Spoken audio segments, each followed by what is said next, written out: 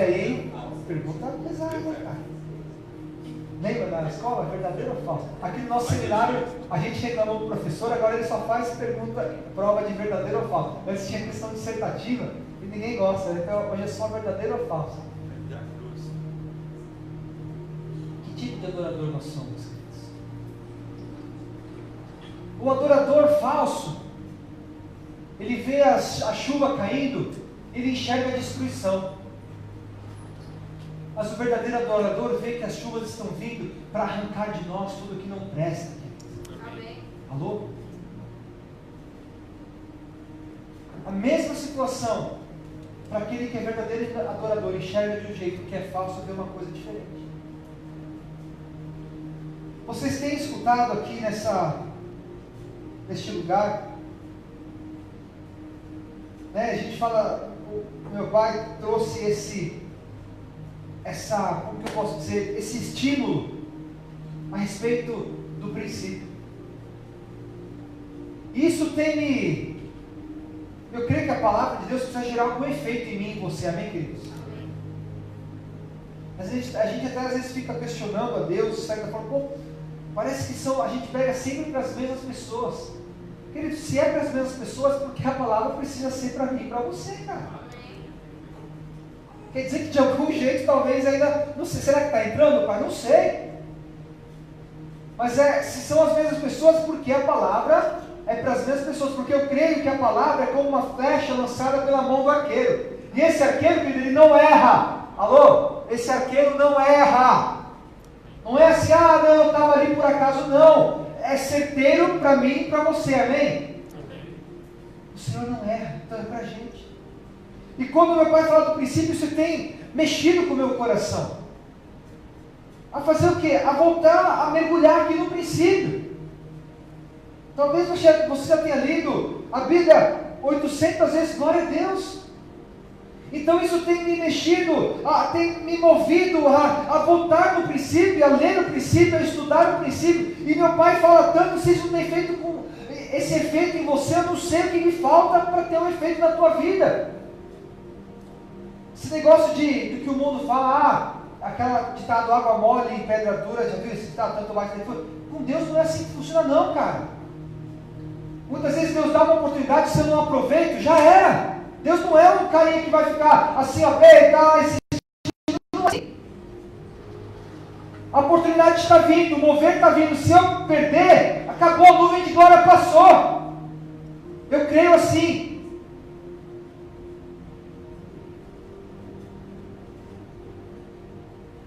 E eu tenho voltado a estudar sobre o princípio, a mergulhar no princípio. Deus tem falado no meu coração. Esses dias eu preguei aqui nos jovens a respeito da vida de Enoque. E hoje eu vou falar um pouco a respeito da vida de Noé. Fala assim comigo, é ou não é? É ou não é? É ou não é? É. Só uma brincadeira, é só uma descontração. Às vezes a Carol não está aqui, então eu posso fazer piada com ela. Ela está vendo alguma coisa, ela prega, toda hora ela está pregando sobre Noé. Eu falo, Carol, o que é isso? Ela fala, não é. Não é o quê? Não é da sua conta. Ela fala, estou brincando, meu amor, te amo, meu amor, te amo, te amo. Carol está quase lá, está lá nas semanas finais aí, amanhã nós vamos ao médico de novo. Se Deus quiser vai liberar a gente para voltar à nossa rotina normal. Já estamos chegando em 37 semanas, glória a Deus por isso.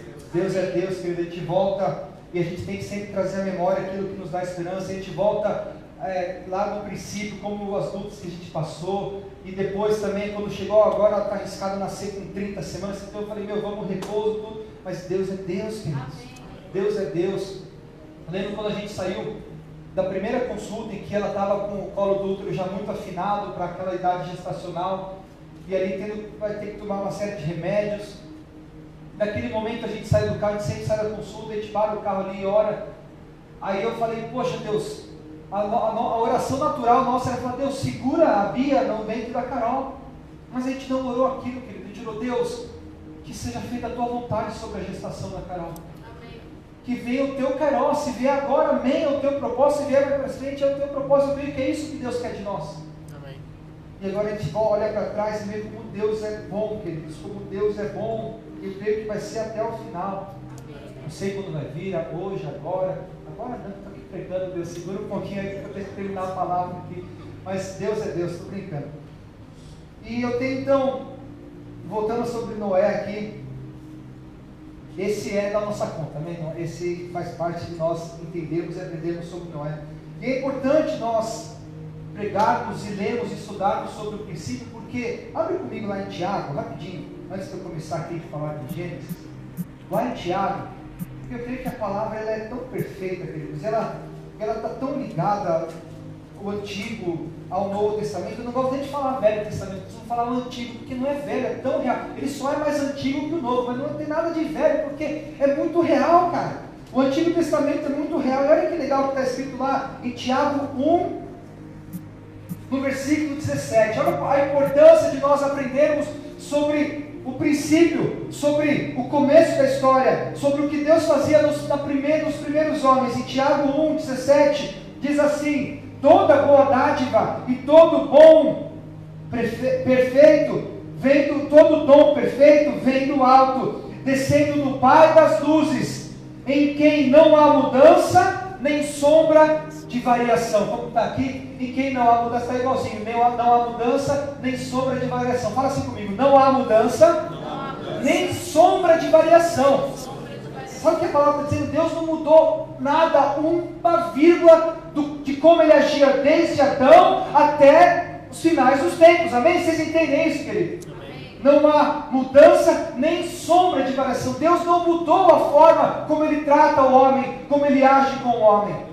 E um dos grandes enganos, e eu falo engano porque Satanás, ele engana o homem usando a própria Bíblia daquele que não conhece. E ele fala: não, mas eu leio que hoje Jesus, ele veio para mudar as coisas, para instaurar a graça. Jesus, querido, Jesus não veio para mudar nada, ele veio para confirmar todos os princípios que Deus estabeleceu desde o começo da humanidade. Aleluia. Amém. Jesus não veio mudar nada, ele só veio confirmar tudo que Deus falou ao homem. Não se deixe enganar. E eu falo que o diabo usa a Bíblia porque Satanás conhece a Bíblia muito bem, vocês sabem disso. E a Bíblia hoje tem sido usada pelos falsos mestres que irão de vir nos últimos tempos, se nós vivemos nos últimos tempos, amém? Vocês entendem isso? Vocês compreendem isso? Se nós vivemos nos últimos tempos, e a palavra diz que viriam, esses falsos mestres, eles pegam a palavra de Deus para gerar no homem uma condição de que, você pode fazer porque Jesus é aquele que intercede pelo homem. Jesus é o advogado do homem perante o Senhor, queridos. Não se deixe enganar com essas palavras, para que isso vire um pretexto para você fazer o que você bem entende. Aleluia. Eu tenho até medo quando a palavra fala que Jesus é o nosso advogado. Ele vai me defender como, Soninha? Como que ele vai me defender? Como que ele vai defender a minha vida? Eu falo por mim. Ele tem que ser realmente um advogado muito bom para encontrar ali, o Paulinho que está estudante de direito aí, para encontrar alguma brecha para me defender perante Deus, porque senão estamos fritos. Então, não há mudança nem sombra de variação. Deus, ele não muda. Então, quando eu leio o que Deus esperava do homem, como Deus tratava o homem lá em Gênesis, é a mesma coisa que ele espera de mim e de você nos dias de hoje. Amém? Vocês entendem isso? Então vamos lá em Gênesis 5. Gênesis 6, desculpa.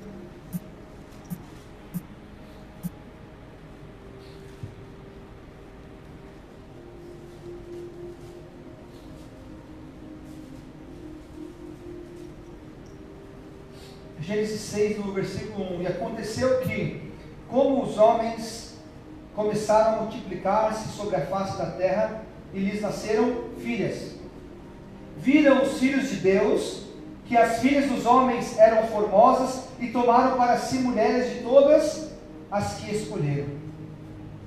Só para trazer aqui um entendimento também, existem pessoas que entendem, os filhos de Deus e filhos do homem, que faz diferença, eram anjos na terra. Não era nada disso, queridos. Aqui os filhos de Deus está falando dos homens, a descendência de Sete, a descendência abençoada, piedosa. E as filhas do homem está falando da descendência de Caim, o primeiro homicida da humanidade. Então a palavra aqui traz o entendimento de que os homens de Deus começaram a olhar para as mulheres que tinham um jugo desigual e se encantaram com elas porque elas eram formosas e começaram a quê? A se prostituir com elas. Queridos, olha como desde o princípio a prostituição ela começa a entrar no meio do homem. Por isso que devemos vigiar, queridos, para que isso não entre também em nós. Vocês entendem isso, amém? Agora os filhos de Deus e as filhas do homem. Então disse o Senhor: não contenderá o meu espírito para ser homem, porque ele também é carne, porém os seus dias serão 120 anos. Então Deus já começa a trazer consequências do pecado do homem. Antes o homem vivia 900, 800, 900 anos, isso já começou a reduzir. Então o homem viverá agora 120 anos. Havia naqueles dias gigantes na terra, e também depois, quando os filhos de Deus entraram, as filhas dos homens, e delas geraram filhos, estes eram os valentes que houve na antiguidade, os valentes de fama. 5. E viu o Senhor que a maldade do homem se multiplicara sobre a face, sobre a terra, e que toda a imaginação dos pensamentos do seu coração era somente má continuamente. Olha só a geração nos tempos de Noé. E eu não sei você, mas qual a diferença que existe da geração dos tempos de Noé para a geração que nós vivemos hoje? Qual a diferença, Pai, que existe? Qual a diferença, igreja? Nenhuma. A maldade do homem se multiplicara, e toda a imaginação dos pensamentos do seu coração era somente má continuamente. Não precisamos ir longe para entender que a nossa geração é exatamente igual. O homem é o mesmo. Não mudou nada. Ah, mas veio a graça de Jesus e isso parece que não gerou nada, porque nós continuamos maus, com imaginações ruins. É só você ver como que está se destruindo, deturpando a palavra de Deus em prol de benefícios próprios. E a palavra já dizia também, através dos profetas menores, lá em Zacarias, que nos últimos tempos se levantariam homens que se alimentariam da gordura das suas ovelhas. Vocês conhecem isso, queridos? Se levantariam aqueles que são os maus sentinelas, que não iriam despertar o povo para o pecado, mas esses vão pagar desse sangue. O homem continua o mesmo, e diz aqui no versículo 6, então arrependeu-se o Senhor de haver feito o homem, e pesou-lhe em seu coração. Também para te trazer um entendimento, se você tiver com uma caneta, até anota na tua Bíblia aí. Quando a palavra fala que o Senhor arrependeu-se, nós até estudamos também aqui no nosso seminário. Quando você vai no original dessa palavra, o sentido disso é: o Senhor se entristeceu de haver feito o homem. Não se deixe enganar também. Ah, porque a palavra diz que Deus ele não é homem para que minta, nem o quê? Filho do homem para que se arrependa. Isso é verdade. Pô, mas como que diz que Deus se arrependeu? Entenda-se que Deus se entristeceu de haver feito homem. Anota com uma canetinha assim, ó, entristeceu, para você não esquecer disso. E disse o Senhor no 7, destruirei de sobre a face da terra o homem que criei, desde o homem até o animal, até o réptil e até as aves do céu, porque me arrependo ou me entristeço com a minha criação. Porque Deus, nós sabemos que Ele criou o homem para ter com Ele o que é um relacionamento. Fala assim comigo, relacionamento. E o homem, quando não busca esse relacionamento e se entrega para as coisas desse mundo, Deus se entristece conosco. E aqui está falando de algo geral que dominou a humanidade naqueles tempos. E eu não sei se isso é muito diferente nos dias de hoje. E eu te pergunto, Deus ele não mudou, amém? Nós temos lá em Tiago que em Deus não há mudança nem sombra de variação. Então se Deus ele se entristece com o homem, quando o homem se deixa que a maldade e a corrupção entrem no seu coração, eu pergunto, ainda hoje, será que Deus ainda se entristece com a humanidade? Será que Deus ainda se entristece? Não falar com a humanidade que parece muito longe. Será que Deus ainda se entristece com o povo dele? Ou vamos trazer para mais perto, será que Deus ainda se entristece comigo e com você que estamos aqui, ouvindo em 30 pessoas, sei lá? Será que Deus ainda se entristece conosco, queridos? Nesse momento vamos tirar o foco daquilo que nós vemos lá fora, vamos olhar para nós, para dentro de nós, nesse entendimento. Será que ainda Deus se entristece conosco nos dias de hoje, queridos? Você acha que Jesus veio para mudar alguma coisa disso? A respeito daquilo que Deus sente quando vê os seus filhos se entregando para as coisas deste mundo? Os seus filhos se dando margem para a maldade, para a imaginação de pensamentos maus e ruins. Será que Deus ainda se entristece, queridos? Sabe o que a palavra fala lá em Efésios? A gente vai toda hora mudar lá para o novo e para o velho. Lá em Efésios 4. É tanto verdade que Deus ainda se entristece conosco, que olha o que a palavra nos instrui lá em Efésios, queridos. Vamos lá comigo em Efésios 4.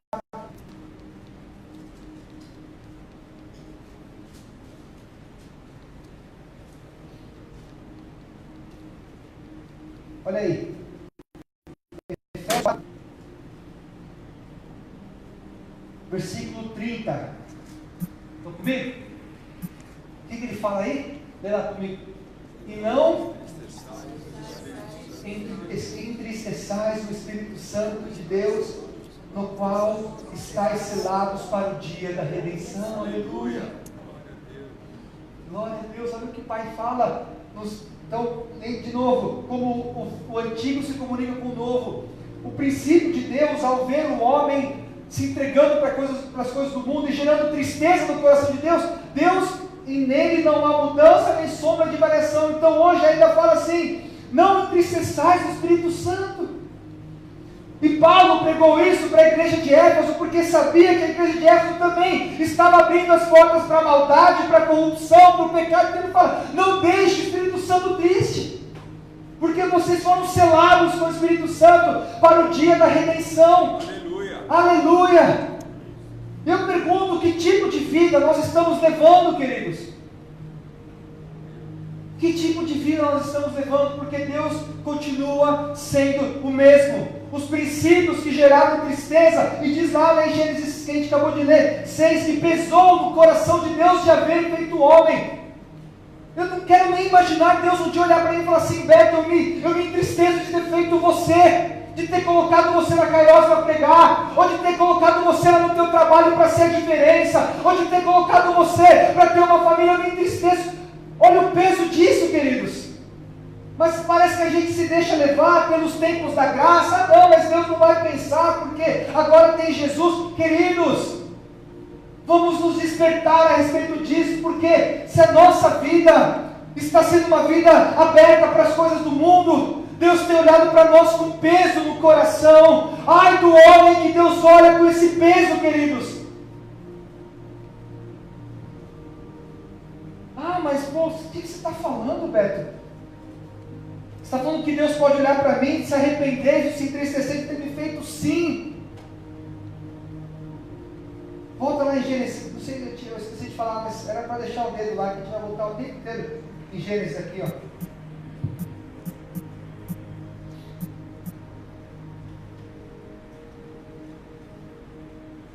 Não entristeçais o Espírito Santo.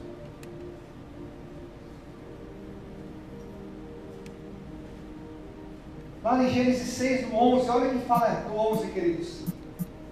A terra, porém, estava corrompida diante da face de Deus, e encheu-se a terra de violência. E viu Deus a terra, e eis que estava corrompida, porque toda a carne havia corrompido o seu caminho sobre a terra. Sabe o que é a corrupção, querido, perante o Senhor? Se a gente trazer para as coisas do mundo, corrupção é quando existe uma lei a ser seguida, ou uma regra, e o homem encontra uma brecha para burlar essa regra. Isso torna do homem um corrupto. Conosco é a mesma coisa com o nosso livro de regras aqui. Quando o homem encontra uma maneira de burlar esse livro, ou os princípios de Deus, sabe o que isso faz de nós, homens corruptos? Quando eu conheço a palavra de salvação e aquilo que Jesus ensina, o que nós temos que fazer, sabe o que isso faz de nós, homens corruptos? Por isso que eu guardo a minha palavra, eu guardo a minha boca para falar da corrupção dos que estão governando o nosso país, porque se eu olhar para dentro de mim, talvez haja muito mais corrupção do que lá fora. Então vamos tirar o argueiro que há dentro de nós, a trave gigante que há no nosso olho, para depois olhar o cisco do nosso irmão, querido. Jesus nos ensina essas coisas. Porque quando eu conheço a palavra de salvação, eu conheço os caminhos de Deus e me deixo levar para as coisas desse mundo, isso faz de mim um homem corrupto. Quando eu conheço o que Deus nos ensina a respeito de santidade, a respeito das coisas que o mundo tem para nos oferecer e que nós temos que fechar as portas, e ainda assim eu abro as janelas da minha alma para as coisas do mundo, com as músicas mundanas, com as coisas do mundo, com as pornografias do mundo, com a prostituição do mundo, isso faz de mim um homem corrupto, faz de mim a mesma humanidade que tinha lá em Gênesis 6, nos tempos de Noé, é a mesma coisa que existe dentro de mim quando eu abro as portas do meu coração para as coisas deste mundo. Alô? É Deus, aleluia, e isso entristece o coração de Deus. Até o Joaquim está concordando aqui, cara. Olha aí, glória a Deus, cara. Talvez está prestando mais atenção que muita gente aí, pai. O pecado, a corrupção entristece o coração de Deus. Mas não somente isso, sabe o que entristece o coração de Deus? A falta de fé nele. Acabei de falar no início, eu canto que Ele é Deus, mas parece que o meu dia de amanhã toma o meu pensamento, a minha mente, eu fico tão preocupado. Isso é falta de fé, isso é falta de confiança, isso entristece o coração de Deus. A murmuração, queridos, entristece o coração de Deus. A falta de busca, homens que não buscam, porque talvez as coisas não acontecem, então ele para de buscar, ele para de se prostrar diante do Senhor. E isso tem entristecido o Espírito Santo. Mas a palavra fala, não entristeçais o Espírito Santo. Sabe por quê, queridos? Porque, voltando aqui nos versículos 7 de Gênesis 6, e disse o Senhor, destruirei de sobre a face da terra o homem que criei. Sabe o que gera no homem? Quando o homem entristece o Espírito Santo, sabe o que isso gera no coração do homem? Fala assim comigo, destruição. Ah, mas Deus fez um pacto que não iria mais destruir o homem através das águas. Mas a palavra continua nos ensinando. E sabe qual é o salário do pecado? Qual que é? A morte. Sabe qual que é o salário da corrupção, da falta de fé, da falta de busca, da murmuração? É a morte. E que morte é essa? É a morte espiritual, queridos. Quando o homem vive uma vida que entristece o Espírito Santo, isso gera no homem a morte.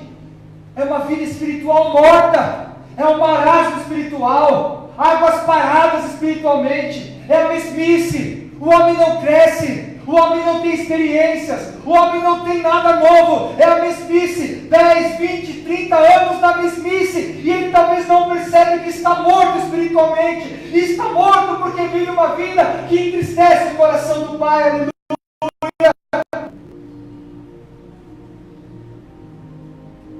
É a morte, é a destruição. Então o princípio de Deus dado no começo é o mesmo dos dias de hoje.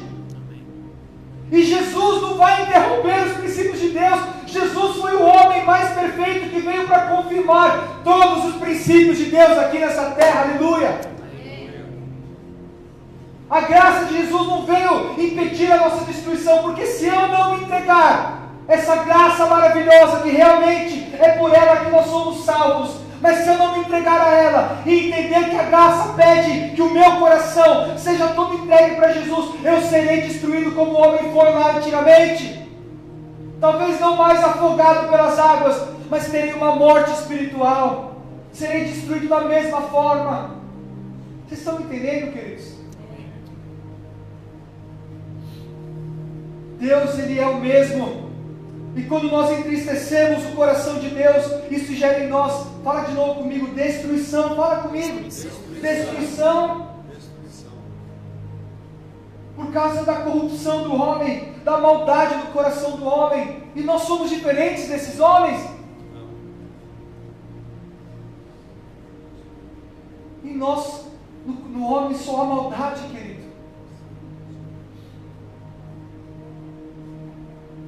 vezes nós não conseguimos nem nos compadecer com o irmão que está do nosso lado.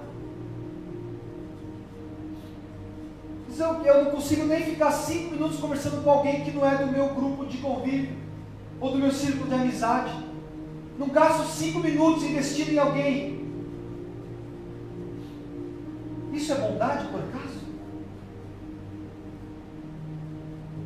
Não ajoelho na minha semana durante 5 minutos para orar pelo meu irmão, ou para buscar a presença do meu Deus. Isso é bondade, por acaso, queridos? Não entristeçais o Espírito Santo, no qual fostes selados para o dia da redenção. E o que nós temos feito? O Senhor colocou em nós um selo, queridos. Eu creio nisso. Quando nós aceitamos a Jesus aqui, e se alguém ainda não aceitou a Jesus como seu Senhor e Salvador, hoje você vai ter essa oportunidade. Mas para nós que aceitamos, e você também pode fazer parte disso, nós recebemos um selo de marca, uma marca do Senhor para o dia da redenção. Mas o que nós temos feito com esse selo que é o Espírito Santo em nós? Que tipo de vida nós estamos levando? E hoje eu quero trazer um despertar, porque os princípios de Deus lá em Gênesis 6 são os mesmos de hoje. Se não fecharmos as portas para a maldade, para o pecado, para a corrupção, a destruição vai chegar, queridos. Só que, vamos comigo ali, Gênesis 6, de novo, continua lá comigo. Você vai desligar um pouco? O pessoal está com frio ali, gente tremendo, não sei se é do espírito ou se é do frio, então vamos desligar. Lá no versículo 8, vamos lá comigo. Noé, porém, achou graça aos olhos do Senhor. E essas são as gerações de Noé. Noé era varão justo, reto em suas gerações, e Noé andava com Deus.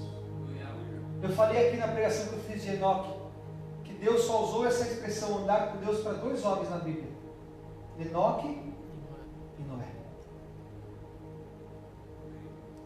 Então, esse princípio de Deus, de olhar para o homem e ver as suas maldades e se entristecer com o homem, eu creio que nós podemos mudar isso. Amém. Nós podemos mudar essa sentença de destruição para aqueles homens que são corruptos. Eu creio que nós podemos mudar essa história e não sermos mais condenados a uma destruição, a uma morte. Nós podemos mudar essa história. E sabe como que nós mudamos essa história? Sendo como Noé foi, um varão justo e reto, e que andava com Deus. Eu creio que a nossa caminhada, ou a forma como nós andamos, é o que pode mudar essa história. Então, fazendo um paralelo, se Deus se entristece com o homem, quando o homem é corrupto e mau, eu creio que quando o homem é justo e reto, isso alegra o coração de Deus. Aleluia!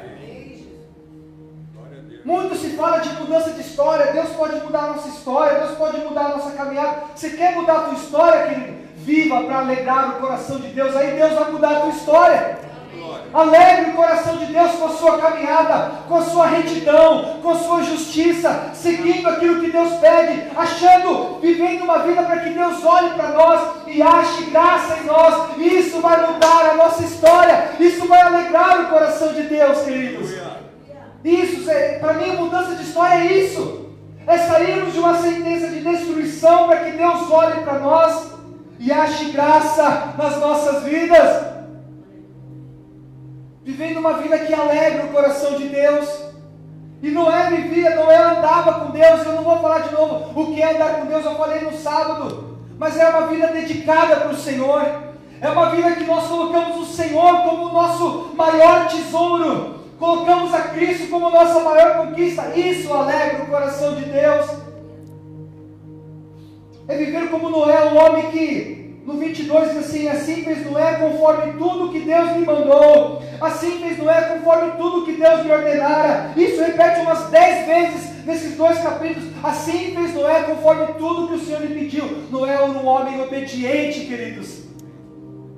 A obediência alegra o coração de Deus. A retidão alegra o coração de Deus. A justiça alegra o coração de Deus. E quando nós alegramos de Deus, então, mesmo querendo destruir o homem, entristecido com o homem, mas quando ele encontra alguém que alegra o seu coração, então ele gera esse homem o poder para ser salvo, querido. Quando Deus olha para a gente e se alegra com o nosso coração, então a destruição que está nos rodeando não pode mais nos tocar. Mas Deus nos coloca numa redoma, numa arca, e a destruição não nos tocará mais, mas nós seremos salvos, queridos. Isso é o que Deus faz quando nós alegramos o seu coração. A sentença que Deus deu de destruição para a terra é a mesma sentença que Deus deu hoje da condenação do homem. De novo, não mais no dilúvio, ou talvez não mais no fogo, mas condenação para que ele não suba aos céus no dia em que o Senhor voltar, queridos. Mas a forma de nós sairmos dessa sentença e temos a certeza que nós teremos a nossa salvação é para que nós vivamos uma vida que alegre o coração do Pai. Isso faz com que Deus olhe para nós e fala: você não, eu não vou te destruir, eu não vou te destruir, as águas não vão te cobrir, a condenação não vai chegar na tua vida. Vem para o meu seio, vem para perto de mim, porque você é um salvo, você alegra o meu coração. Essa é a única forma, queridos, é vivermos uma vida que alegra o coração de Deus. É a única forma de mudarmos a nossa história. Ah, mas Beto, você está falando de salvação, eu já fui salvo quando eu aceitei Jesus. Não é isso, queridos. Você já entendeu aqui nesse lugar? A salvação, sim, ela vem pela graça, mas a graça é que me ensina que todos os dias eu tenho que sair da minha sentença de corrupção, de maldade, e levar o meu coração para Cristo e alegrar o coração dele. É isso, esse é o entendimento que nos tira da destruição e nos leva a ser salvos. Por causa de um homem que Deus achou graça, então Ele criou todo um sistema para salvar a vida desse homem. Queridos, eu vou te trazer uma revelação aqui. Deus, quando Ele encontra um justo nessa terra, Ele sempre encontra uma forma de salvar esse justo. Foi assim com Enoque, no meio de toda uma geração corrupta. Sabe o que Deus encontrou para Enoque? Uma carruagem de fogo para levar ele para o seu seio. Foi assim com Noé. Foi assim com Noé, queridos. Também envolto em pessoas más e corruptas, Deus criou uma arca, todo um sistema para que Noé fosse salvo. E eu te falo a revelação que assim é conosco. Talvez não tenhamos uma arca, uma carruagem, mas nós temos a Cristo, Jesus, que morreu por nós. E quando nós confessamos a Ele, quando nós cremos nele, quando nós seguimos os mandamentos dele, então Cristo passa a ser a nossa arca, Cristo passa a ser a nossa carruagem de fogo, que nos leva para o Senhor e para o céu no dia da sua volta. Aleluia! Aleluia! Aplaudas ao Senhor, queridos, aleluia! Jesus é a nossa arca, queridos. Jesus é a nossa carruagem de fogo. Jesus é aquele que nos leva, é aquele que nos tira no meio de uma sentença de destruição e nos permite viver uma vida que nos leve para a salvação, queridos. Jesus é a nossa arca, aleluia. Jesus é a nossa carruagem de fogo, aleluia. Jesus sempre encontra uma forma de salvar os seus justos. Quem são os justos? São aqueles que alegram o coração do Pai. Eu estava até falando com a Carol, lendo esse texto, ela falou: mas Beto, será que na terra inteira só havia Noé e a sua família como justos? Com certeza. Se houvesse algum outro justo em alguma outra banda na terra, Deus falaria: Noé, passa lá com a arca e pega aquele justo também. Mas aqui diz aqui no 11 que a terra, porém, estava corrompida. Foi a corrupção geral da humanidade, é o que diz aqui no título de Gênesis 6. E Noé entrar na arca para ser salvo, isso é tremendo, porque isso fala muito do que é a salvação, que é algo individual, queridos. É algo que não é para a multidão, não é para todo mundo. Salvação é para poucos. Aleluia. E para quem que é salvação? É para aqueles que são justos e retos, para aqueles que andam com Deus. Como é que nós temos sido?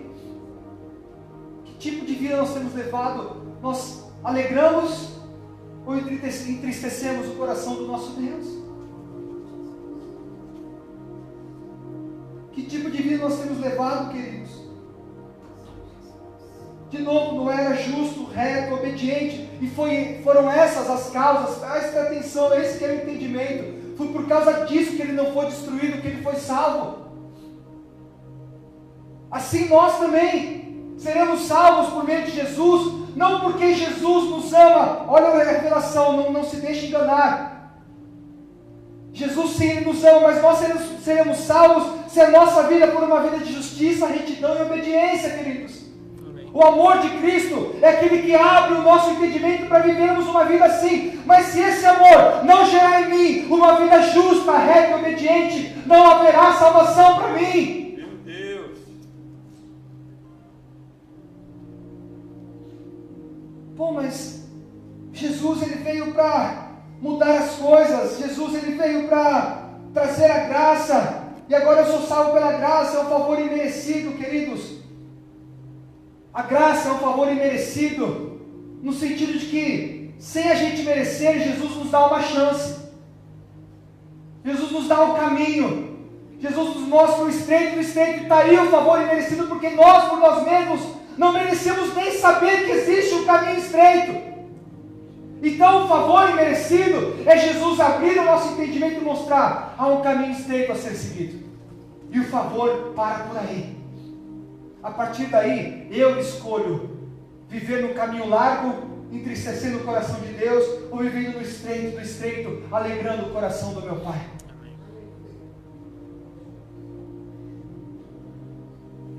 Vocês estão me entendendo? Amém. O favor imerecido está aí. Não se deixe enganar que o favor imerecido é algo que Deus vai abraçar todo mundo e subir com ele na carruagem, não. A arca é para aqueles que são justos. A carruagem de fogo é para aqueles que são justos.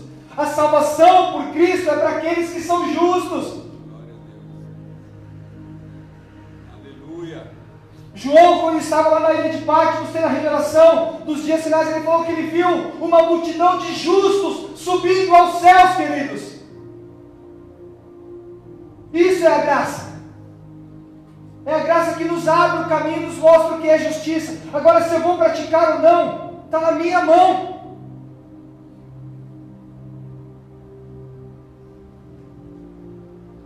Isso é graça. E Jesus, sabe o que Jesus veio? Jesus só veio para mostrar, queridos, e confirmar o que o Pai espera de nós. Olha, vai comigo em Mateus 3.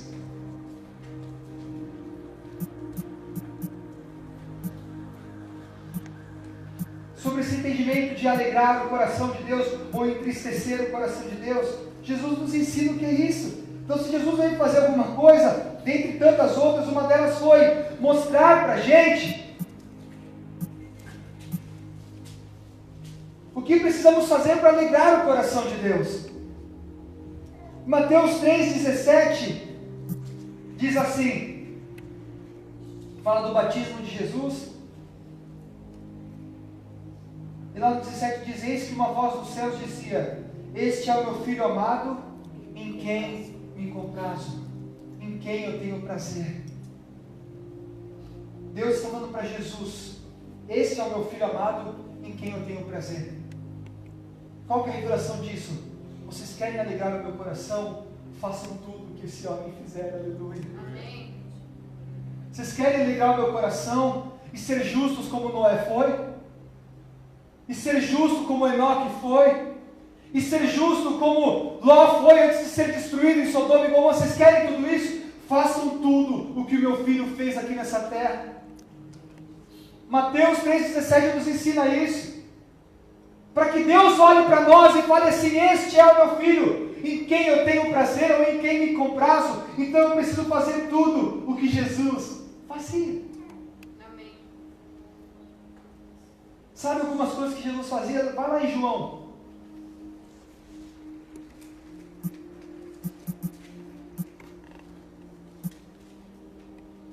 João 4,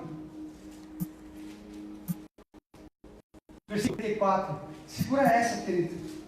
Olha o que Jesus fazia. Eu vou trazer 2 versículos que resumem um pouco daquilo que Jesus fazia. João 4,34 diz assim: Jesus disse-lhes: a minha comida é fazer a vontade daquele que me enviou a realizar a sua obra.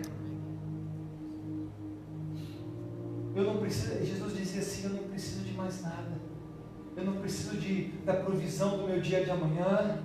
Eu não preciso de uma mudança na minha situação financeira ou nas minhas enfermidades. Estou trazendo aqui para o nosso entendimento. Eu não preciso de nada. O meu sustento, a minha satisfação, a minha comida é fazer a vontade do meu Pai.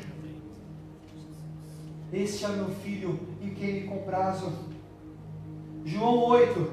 Vamos lá comigo, João 8. João 8, 29. E aquele que me enviou está comigo. O Pai não tem me deixado só, porque eu faço sempre o que lhe agrada.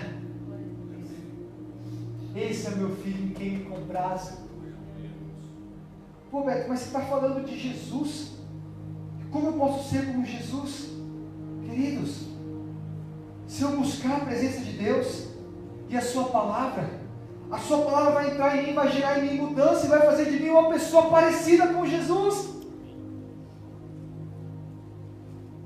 Até o ponto de eu chegar e falar aqui, para vocês que estão aqui: sede, pois, os meus imitadores, como eu também sou de Cristo. Como Paulo dizia, porque a palavra entrava no coração de Paulo e moldava Paulo a ser alguém que agradava o coração de Deus. É possível ser como Jesus? Sim! É possível, queridos. Essa tem que ser a nossa busca diária. Quando que vai acabar? Não sei, mas eu tenho que buscar isso todos os dias. E isso tem que ser dentro de mim um processo que me muda constantemente. Para que Jesus seja a minha arca, a minha carruagem de fogo, eu tenho que ser alguém que agrada o teu coração. Alguém que agrada o coração de Deus. Eu preciso ser como Jesus, queridos. Esse é o meu filho em quem eu tenho prazer. É aquele que faz a minha vontade, que faz tudo que me agrada. E veja que as mesmas características que estavam em Noé também estão em Jesus. Justiça, retidão, obediência. É claro que Jesus é o exemplo, o modelo mais perfeito, muito mais do que qualquer outro homem. E tudo nós falamos e voltamos para Jesus. A nossa vida precisa ser uma vida cristocêntrica, não egocêntrica, voltada para nós mesmos, para aquilo que eu faço, o meu problema, o meu pecado, a minha dor, a minha história. Falta Jesus aí, queridos. Amém. E essa é uma palavra que nos desperta, porque talvez possamos estar vivendo uma vida que entristece o coração de Deus, achando que Jesus vai ser aquele que vai nos interceder perante o Pai. Só que a mesma justiça que está em Deus está em Jesus. E quando nós estivermos diante do Pai, Jesus vai falar assim: está aqui o que o cara fez. Ele não é digno de abrir os selos. E a palavra diz que os selos dos livros que ele vai abrir, um deles está o livro que da vida. E outro estão o que? Os livros dos nossos atos. Alô? Mas a palavra diz que Deus lança o nosso pecado no mar do esquecimento. Sim, quando nós nos arrependemos verdadeiramente. Alô? O que é arrependimento? O que é arrependimento?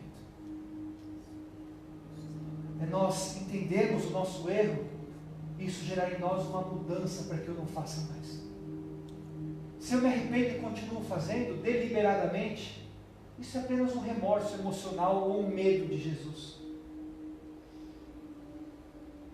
O temor que a palavra nos ensina a ter, que diz que é o princípio da sabedoria, não é um temor assim, um medo daquilo que Deus vai fazer em mim. É um temor que gera em nós mudança. Temor que gera mudança. Que tipo de vida nós estamos levando, queridos? Noé nos ensinou com o seu modo de vida. Aí fala que, por causa da corrupção do homem, voltando para Gênesis 6, Deus iria destruir, mas porque ele achou graça em um homem que foi Noé, e junto com ele os seus filhos, Noé e sua esposa, e os seus 3 filhos, Sem, Cã e Jafé, e as esposas dos seus filhos. Então são 8 pessoas. E fala que, por causa de Noé e da sua geração, naquele momento, assim porque na corrupção da humanidade Deus iria destruir, por causa de Noé, diz aqui no versículo 18, 6:18, Gênesis 6:18, mas contigo estabelecerei o meu pacto. A destruição virá sobre aqueles que são corruptos e maus, mas para aqueles que são justos e retos, Deus faz com eles uma aliança perpétua de amor. 22, assim fez Noé conforme tudo o que Deus lhe ordenara. Aí você conhece a história e diz que houve o dilúvio, e lá no versículo Gênesis 7:16 diz assim: e entraram todos dentro da arca, Gênesis 7:16, e o Senhor a fechou por fora. Olha que legal esse entendimento, queridos. Deus colocou todos aqueles que lhe ordenaram para dentro da arca, aqueles 8 homens e todas as espécies de gado, de répteis, de aves, e Deus fechou por fora, porque Deus havia feito um pacto de amor com Noé. E quando Deus faz conosco um pacto de amor, um pacto perpétuo de amor, então essa aliança nos protege, nos blinda contra a destruição, contra a condenação, e nos leva a ser salvos, queridos. Aleluia. Deus a fechou por fora. Assim somos nós com Cristo. Quando nós entramos no entendimento da graça de Cristo, Deus nos blinda com o teu sangue, e a destruição do homem, a destruição que vem por Satanás, essa corrupção geral não nos toca mais, porque nós estamos blindados no seu amor, na sua palavra, na sua graça. Aleluia. Como nós estamos, queridos, que vida nós estamos vivendo? Será que se hoje, de novo trazendo um paralelo de Cristo como a nossa arca, a nossa carruagem, então Cristo, no dia da sua volta, porque nós cremos que Jesus vai voltar, amém? E essa é a nossa esperança, queridos. Cristo em nós é a esperança da glória. Então no dia da sua volta, Jesus vai estar com a sua arca, aleluia, com a sua carruagem, falando: venham os justos, e os que são justos vão ser levados. Será que nós vivemos hoje uma vida que nos permite subir na arca, aleluia, na grande arca, que tinha cerca de um tamanho de 300 vagões ferroviários? Assim é a comparação que fala o tamanho da arca, cara.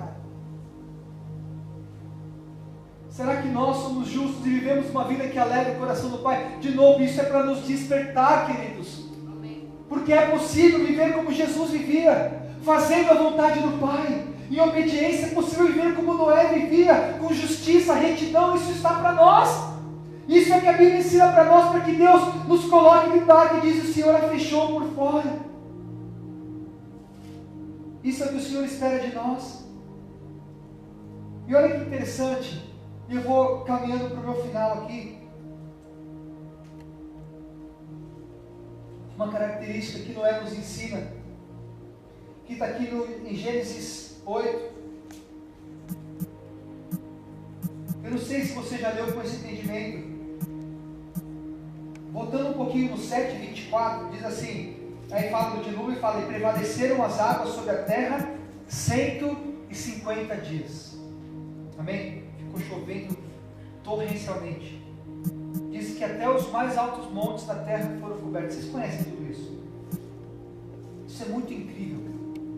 A gente vê isso talvez como uma coisa distante, mas eu tento trazer para os dias de hoje. Aí eu penso na vida de Noé. E Deus, quando falou, deu a ordem para Noé fazer aquelas coisas, e o colocou dentro da arca, Deus não chegou para Noé e falou assim: ô Noé, você vai ficar tanto tempo, e depois dali eu vou liberar o teu chamado, eu vou liberar uma unção, você vai ser aquele que vai gerar uma nova humanidade santa. E Deus não falou nada para Noé. Deus só falou assim: entra lá naquela arca com seus 7, Noé e mais 7, com todos. Ele não falou mais nada. e colocou Noé dentro daquela arca, com todos aqueles animais. Imagine, e Deus fala que a arca foi fechada, porque Noé só abriu a janela da arca depois de tantos dias. Vocês conhecem tudo isso? Imagina o cheiro que estava dentro da arca, Rosinha. Imagina o cheiro, pai. A gente tinha uma cachorrinha lá em casa, que uma cachorra fazia um cheiro, um estrago horrível quando a gente chegava à noite lá, um cachorro. Imagina como que era o cheiro daquela arca. Você acha que Noé passava limpando? Não sei nem como que é, os compartimentos Noé limpava lá. 300 vagões ferroviários, o tamanho que tinha aquela arca. Imagina o cheiro daquilo. E o cara sem saber, sem resposta, alô? Sem, fala assim comigo, resposta. Sem ouvir a voz de Deus, alô? Alô? Sem resposta. E no versículo 8 diz assim: e lembrou-se, capítulo 8, versículo 1. E lembrou-se Deus de Noé. O entendimento que a palavra nos dá é que se lembrou-se Deus de Noé e fala assim que prevaleceram as águas 150 dias. Eu entendo que então durante 150 dias Deus se silenciou para Noé. E somente depois disso, fala assim, e lembrou-se Deus de Noé e de todo animal, de toda res que com ele estava na arca, e Deus fez passar o vento e aquietaram-se as águas. 150 dias sem ouvir o que Deus queria, e numa condição extrema, envolto por uma condição de destruição, porque eu imagino que mesmo aquela arca sendo pesada, aquilo devia estar, imagina as águas cobrindo os mais altos montes e Noé ali dentro, e 150 dias numa circunstância terrível, sem ouvir a voz de Deus. Alô? Como que somos nós, queridos? Será que primeiro as nossas circunstâncias são como as daquele homem?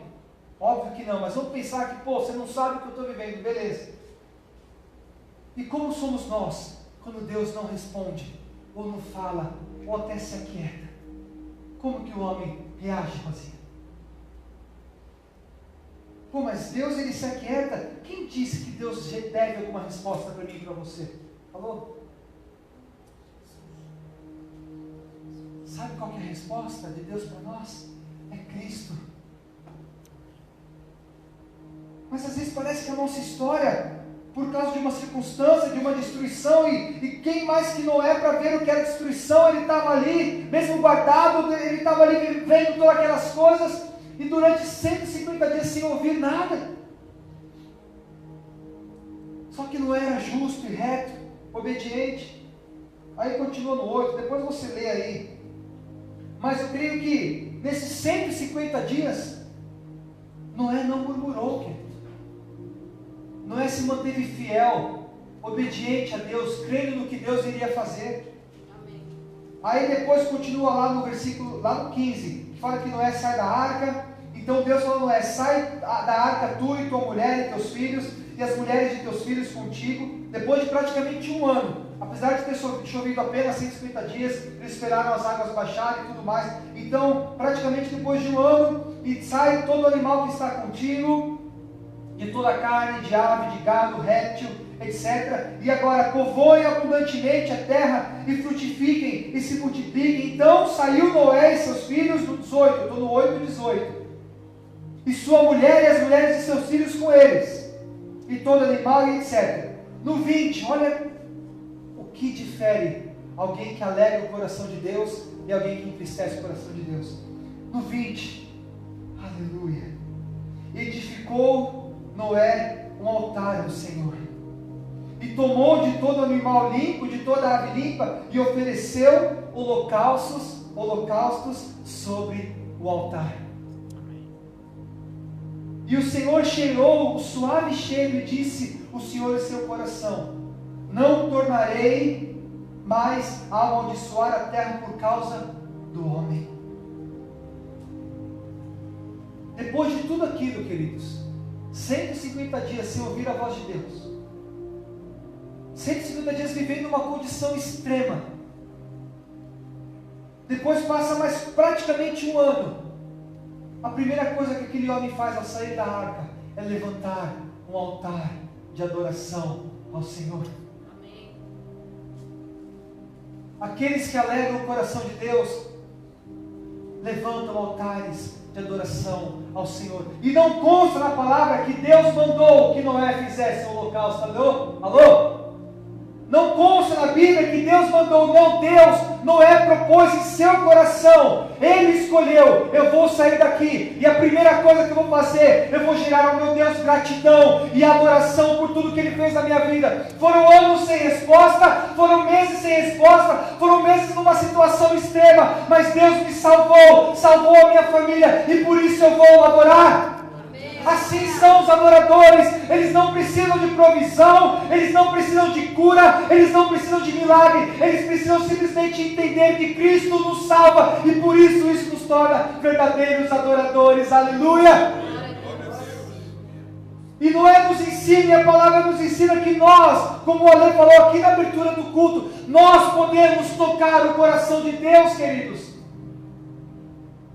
Deus, Ele sabe de todas as coisas, mas nós, quando fazemos mais do que aquilo que Ele nos pede, porque qual foi a ordem de Deus para Noé? Sai da arca com seus filhos e povoem a terra e multipliquem. Se Noé fizesse isso, acabou, Deus estaria feliz com eles. Mas Noé ousou fazer algo mais. Antes de tudo, ele edificou um altar de adoração. Ele tocou o coração de Deus. E quando nós tocamos o coração de Deus, então a nossa história passa a ser diferente. Por causa dessa postura de Noé, diz assim: então por causa de você, Noé, não tornarei mais a amaldiçoar a terra por causa do homem. E diz lá no 9:11, por causa dessa postura de Noé, eu convosco estabeleço o meu concerto, que não será mais destruída toda a carne pelas águas do dilúvio, e não haverá mais dilúvio para destruir a terra por causa da adoração de um homem. A nossa adoração pode tocar o coração de Deus, queridos.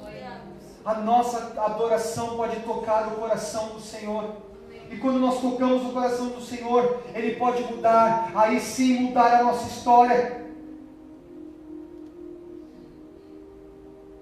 E Noé edificou um altar de adoração. O que nós temos feito, Soninha? O que nós temos feito, povo abençoado, quando não temos resposta do Senhor? Ou quando a situação não muda? Ou quando a destruição nos rodeia, o que nós temos feito? E cheirou o suave, e o Senhor cheirou o suave cheiro. Está falando da verdadeira adoração. Sabe qual que é a verdadeira adoração? É aquela quando nós fazemos mais daquilo que o Senhor nos ordena, queridos. Trazendo para nós aqui, sabe o que é verdadeira adoração? Não é somente vir aqui, ou levantar os braços, ou ler alguma coisa. É quando eu vivo uma vida mais do que aquilo que nós pregamos aqui, mais. Eu faço algo mais para Deus. Isso é verdadeira adoração. Simplesmente porque ele foi salvo, Noé levantou um altar de adoração. Simplesmente porque ele foi blindado pelo Senhor, Noé levantou um altar de adoração. Como somos nós? Vamos nos colocar de pé, queridos, em nome de Jesus.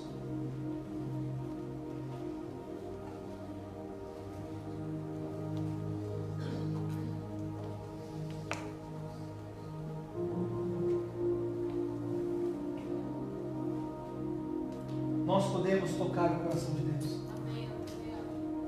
Nós podemos tocar o coração de Deus, vivendo uma vida que alegra o coração de Deus. E se ao mesmo tempo que entristecer o coração do Pai gera em nós destruição, alegrar o seu coração gera em nós uma aliança perpétua de amor, queridos. Esse princípio não mudou. Jesus não veio mudar esse princípio, Jesus veio confirmar isso. Jesus veio para nos mostrar o que é agradar o coração do Pai. Que tipo de vida nós estamos levando?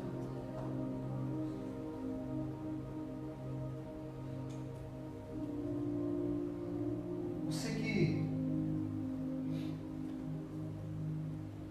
sei que entendimento que essa palavra trouxe para você, mas eu sei que nós podemos tocar o coração de Deus.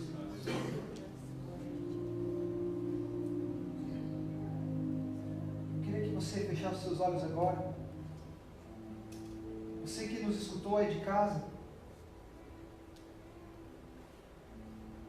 Que essa palavra ela possa entrar no teu coração e gerar na tua vida mudança. Em nome de Jesus, vai em paz, em nome de Jesus.